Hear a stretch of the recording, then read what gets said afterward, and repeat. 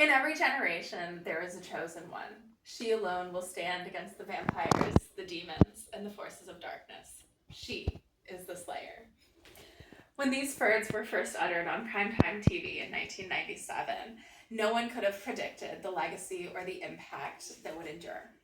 Buffy the Vampire Slayer was a campy teen sci-fi show that made it on air as a mid-season replacement. It wasn't supposed to go anywhere. But for me, Buffy has been more than a TV show. I first met Buffy and the Scooby Gang while the show was still on air, and it's been a lifelong companion. I even started the Buffy Club, a book style group that meets weekly to watch the show and discuss, and whose esteemed members are joining us tonight. Beyond the preppy blonde female lead throwing punches and later dramatic kicks in season 2, Buffy helped shape how feminist leads were written, broke grounds in queer media, and stands as a cultural touchstone for queer representation in the past, present, and today. Past, present, and future. But more than that, Buffy, both the show and the character, stood out for the strong female lead that she presented. Buffy was a blonde girl in the alley, but she subverted the story and became the victor. She was a complex lead who showed both strength and vulnerability. Her character was allowed to be flawed, vain, and selfish. Buffy was known for using her femininity and her wit as a strength, and who can forget that she was quite the style icon of the 90s and early 2000s.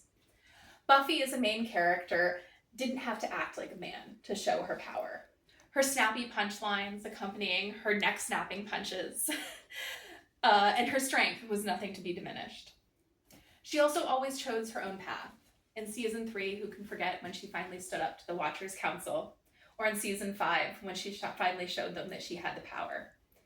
And you can definitely say that she took her own path when, in season 5's penultimate finale, she chose death as her gift. While Buffy the Vampire Slayer did focus a lot on the relationships with men, it's definitely driven by character and the choices that she made along the way.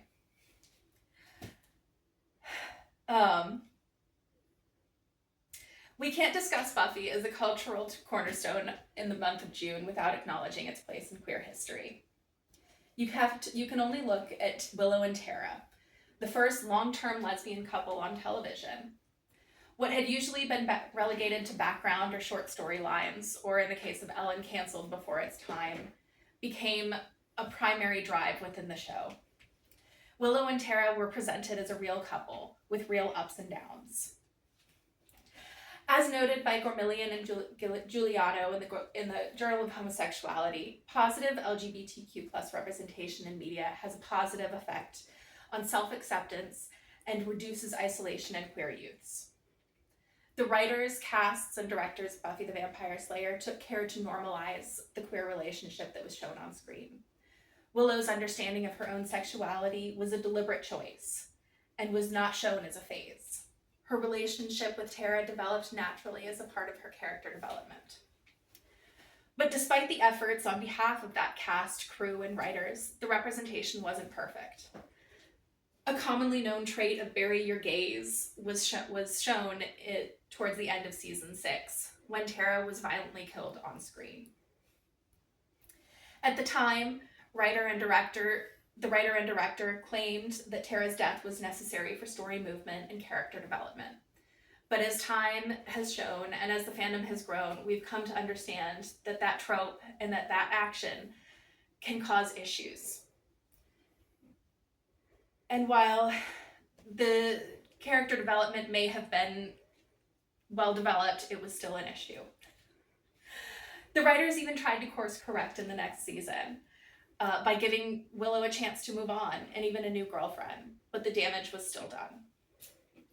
The overt queer representation is a major part of why Buffy the Vampire Slayer stands as a cornerstone of queer representation, but the show's connection to queer identity goes back to the very beginning. To paraphrase Susan Sontag's definition of camp from her 1964 article, camp is an aesthetic where something is appealing or amusing due to an over-exaggeration, especially with playful or ironic elements, and is particularly associated with LGBTQ culture. Buffy the Vampire is chock full of it. From the over-to-the-top monsters and the exaggerated fight styles, the witty one-liners and puns, to the unforgettable musical episode Once More with Feeling. At its core, it's a campy TV show about a cheerleader fighting demons. The calling of the Slayer itself is also queer-coded, keeping secrets from people in life and in your family. It's a calling, something you're born with, not a choice you can have or make. And it's something that's with you until the very end. The season 3 finale, when Buffy tells her mom Joyce that she's the Slayer, is something that resonated with many queer youth. Joyce's reaction mirrors real reactions that queer youth face every day. Joyce's quips of, "Are you sure you're a vampire slayer?" and "Have you tried not being the Slayer?" may evoke laughs today, but it's very similar to common questions faced every day by queer youths. The trope of found family is something that's often found a lot in queer media and resonates very deeply with Buffy and the Scooby Gang.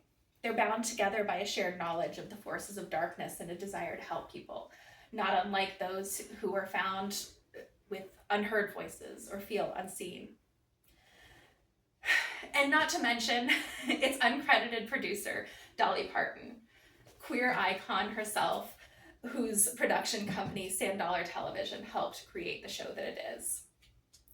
Buffy the Vampire Slayer may have had humble beginnings, but for over 25 years of impact, it's hard to deny the campy teen drama its place in queer and cultural history.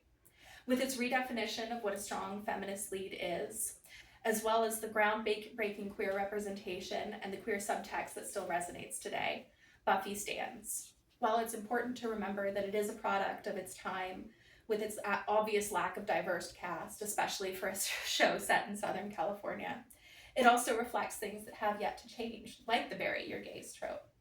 While Buffy didn't get everything right, it opened doors and started conversations about queerness and representation that hadn't been possible in mainstream television before. Looking back at Buffy and the rest of the Scooby Gang, we can see the lasting impact of stories on the world at large, but especially for those who feel unseen or unheard. Thank you. Yay.